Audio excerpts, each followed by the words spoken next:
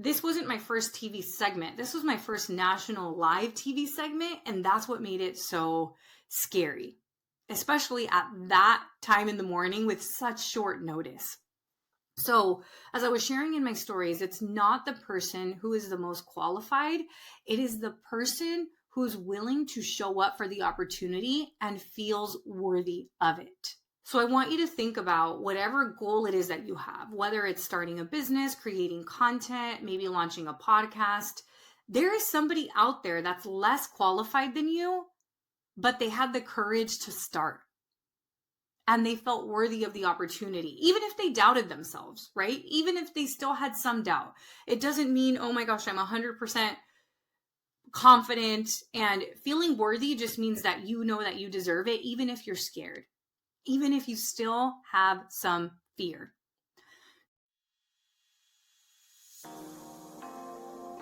Welcome to the Chingona Revolution podcast, where we will bring out your inner badass Latina, overcome self-doubt, help you gain clarity, and pave your own path, all while leading with courage.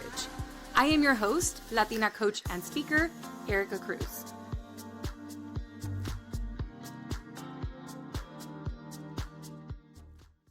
Hello, friends. Welcome back to this week's episode of Chingona Revolution podcast.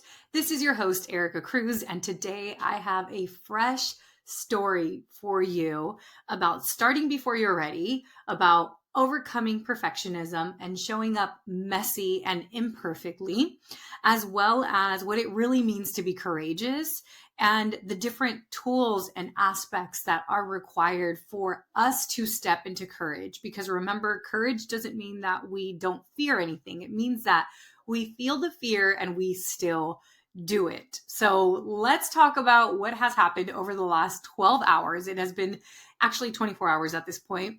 It has been a whirlwind, but yesterday I was working on my webinar. I was getting my slides ready. I had all of this content planned, and around 1 p.m. I received a phone call, and I received a phone call from a number that I already had saved, and it was Telemundo National from Miami.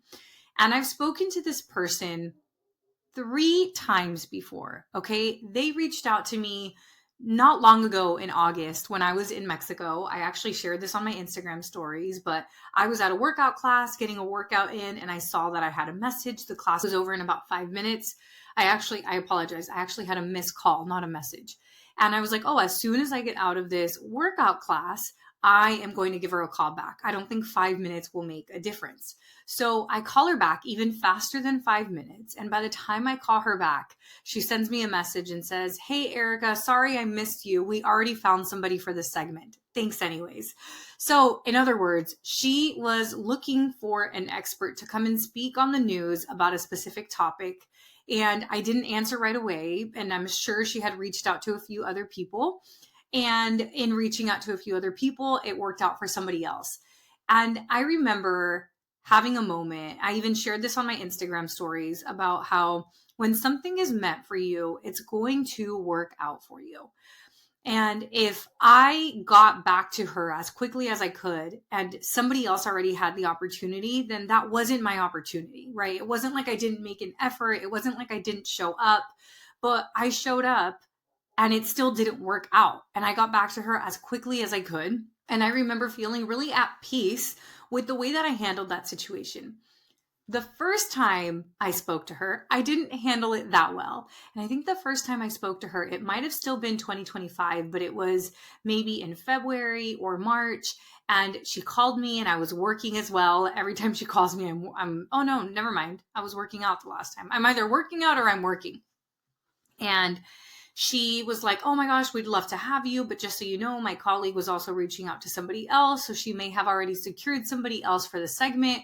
And they ended up going with the other person because they had already secured somebody else for the segment. So she's like, save my number. We'll stay in touch.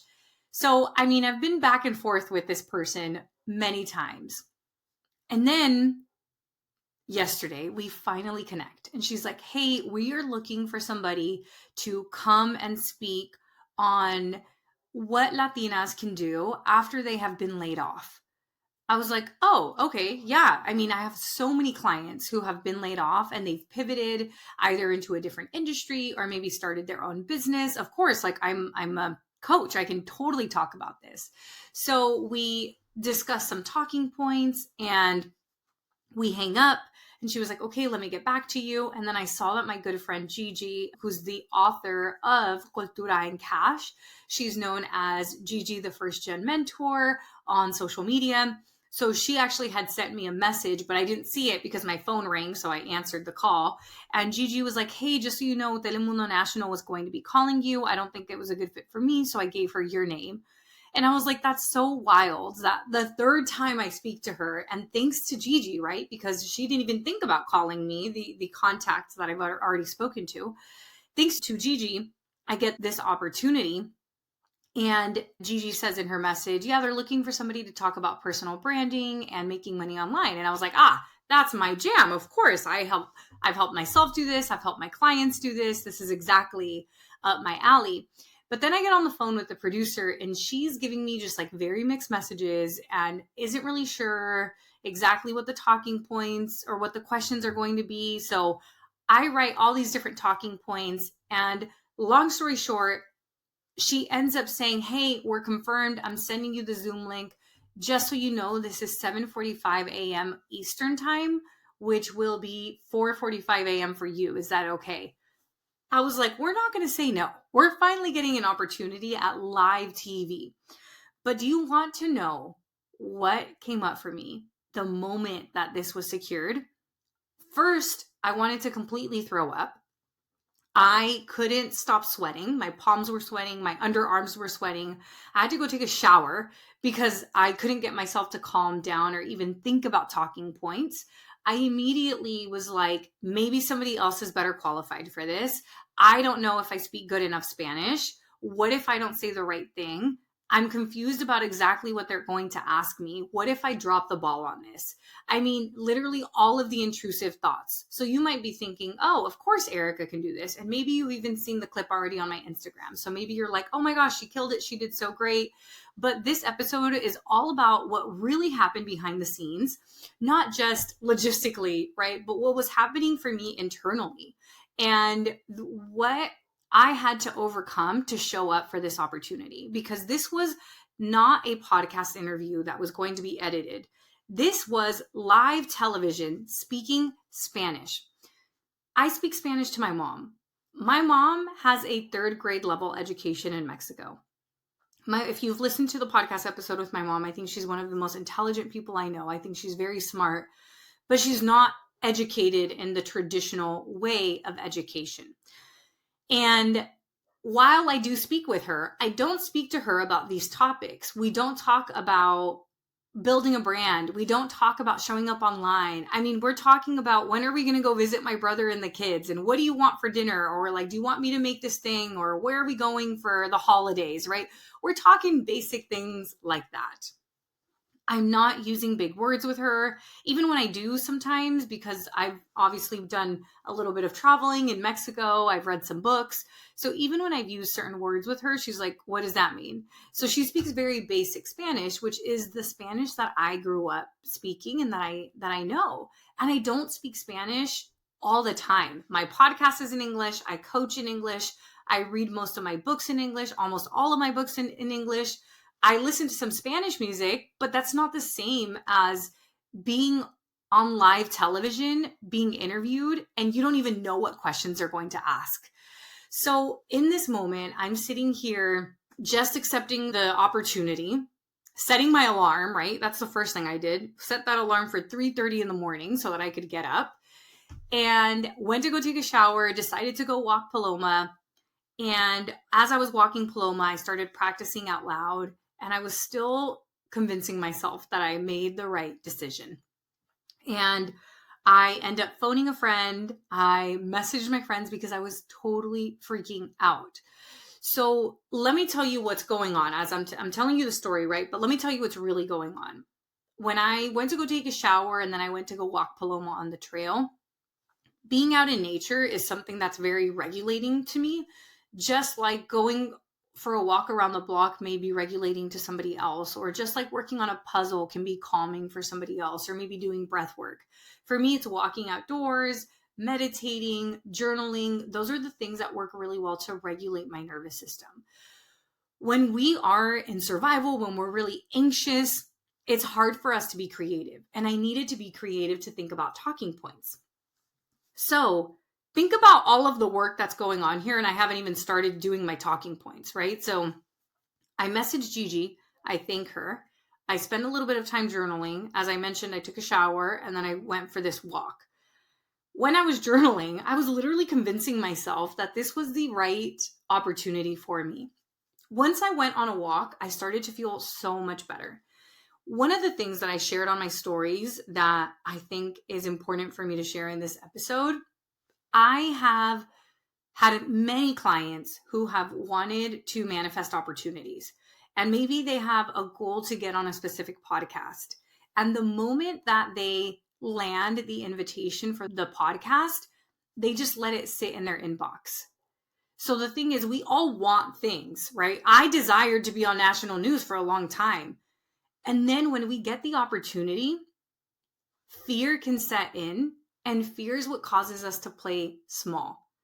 And a lot of times we convince ourselves that we're not ready yet, which is exactly what my brain was trying to tell me at the beginning, that I wasn't ready, that my Spanish wasn't good enough. But what I shared on my stories is that very rarely is it the most prepared person who lands the opportunity. I guarantee you there was hundreds of other women that run coaching businesses in Spanish who could have maybe done this segment and spoken more fluently than I did. But it's not about who is the most qualified. It's about who feels worthy of the opportunity and who can handle the opportunity. Because you are listening to my podcast. If you follow me on Instagram, you've seen a lot of different accomplishments. And yet I'm sitting here doubting myself because of this opportunity. So I want you to know how normal this is. And your success is directly correlated to you feeling worthy of opportunities.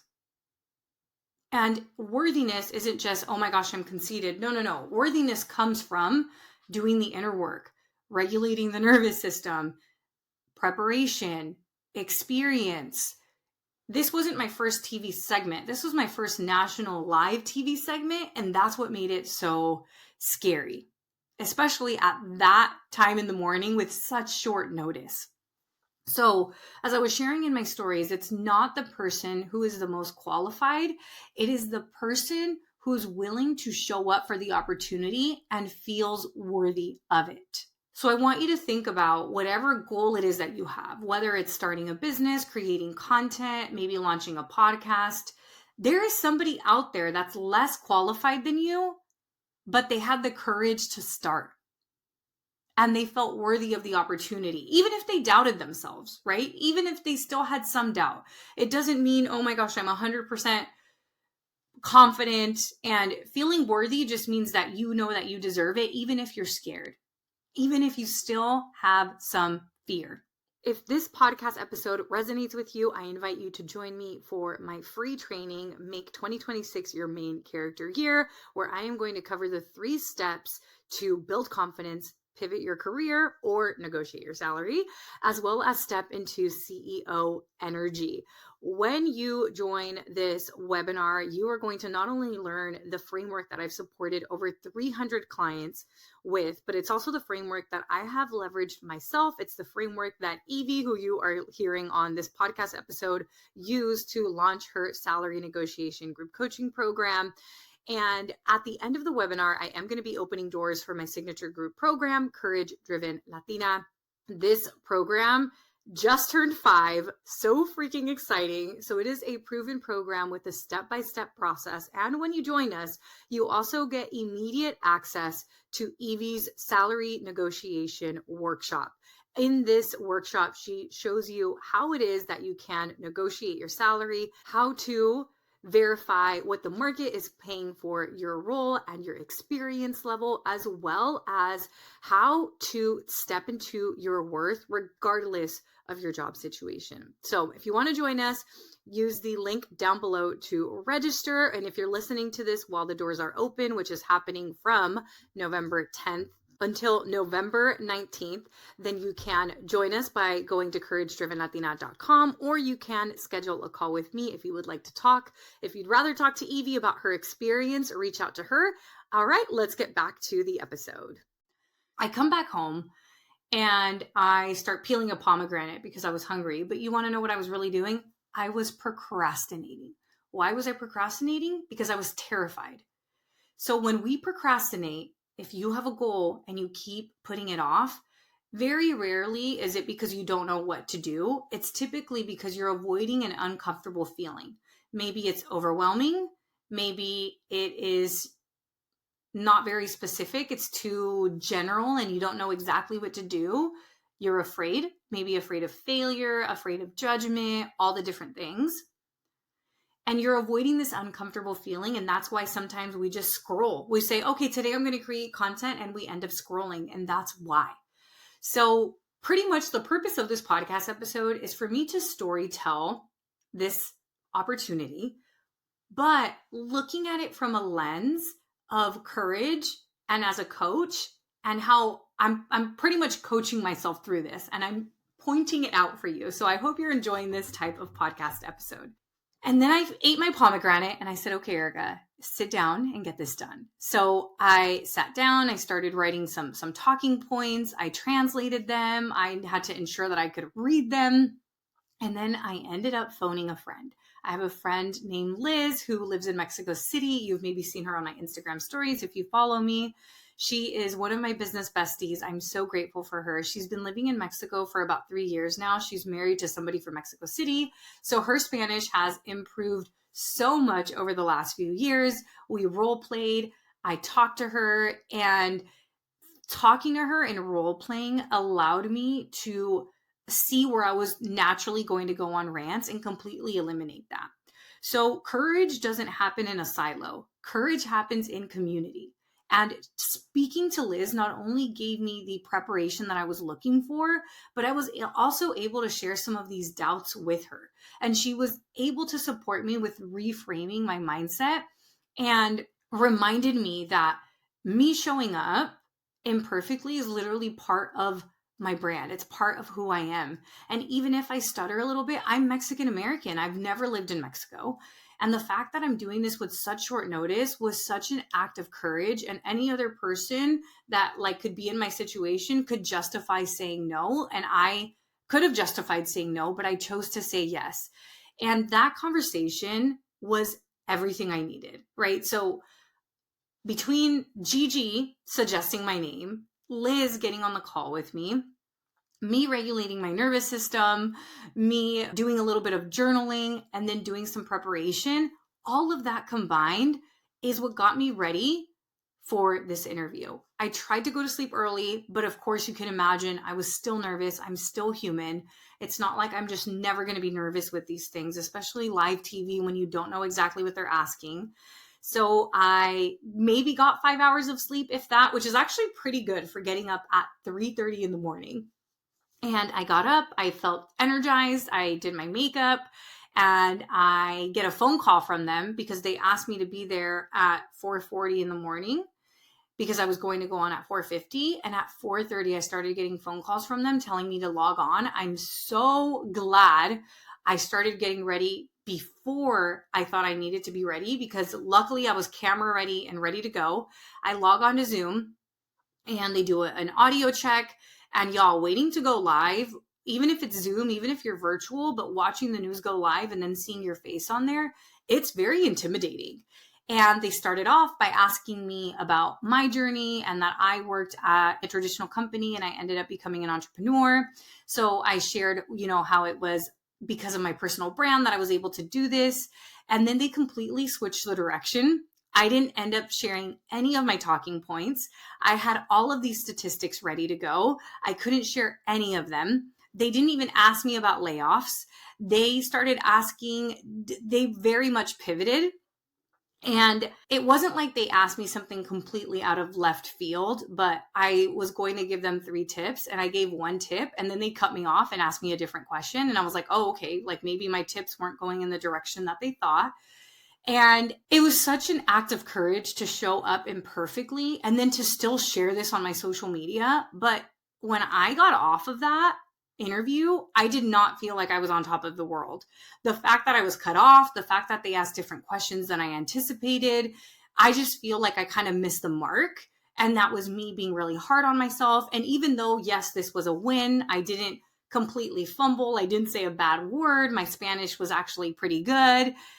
I felt like it was not up to my own standards and I was beating myself up. I was having a vulnerability hangover. And, whenever we are courageous, we can't have courage without vulnerability. You are vulnerable whenever you're taking an act of courage.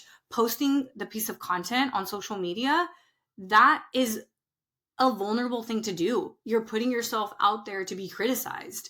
As creating a business and having it possibly fail, that is vulnerable. Asking for a raise at work, you could be rejected. That is very vulnerable. So we cannot have courage without vulnerability. And I was feeling that vulnerability hangover so deep. I was like, I couldn't even get any work done. I couldn't go back to sleep. I couldn't get any work done. Now it's 2 p.m. and I'm recording this podcast episode. So my interview happened the morning of today. So I am recording this podcast episode same day. And I just thought it would be really cool to walk you all through a courageous act on my behalf from my perspective and how I still feel the fear, how I still rely on community, and exactly, I follow my process exactly. Like I really do live and breathe what my program is. If my story resonated with you and you are looking for more courage in your life, whether that's to start the business, post the content, negotiate your salary at work, literally anything that requires courage, then I invite you to join us inside of Courage Driven Latina. The doors are open, but they are closing very soon. They close on November 19th, so don't delay. Watch the training if you are looking for more clarity, or check out couragedrivenlatina.com. Because the decisions that you make today are going to dictate your 2026. We don't start in January for the new year. We start right now. So don't let another year go by where you're waiting to feel ready. We must start before we're ready, just like I did for this TV interview. Thank you so much for spending some time with me, and I'll see you next week.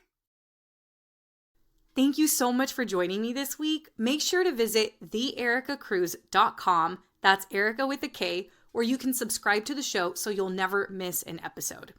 You can help this podcast grow by supporting me with an Apple Podcast rate and review. If you took anything away from this episode, I invite you to take a screenshot and share it on social media so that your favorite badass Latinas can also check it out. Be sure to tag me at the Erica Cruz. That's Erica with a K, because you know I want to see it. If you're ready to join the revolution and be a part of the Courage Driven Latina community, visit couragedrivenlatina.com to get more information and join the waitlist. Thanks again, and I'll see you next week.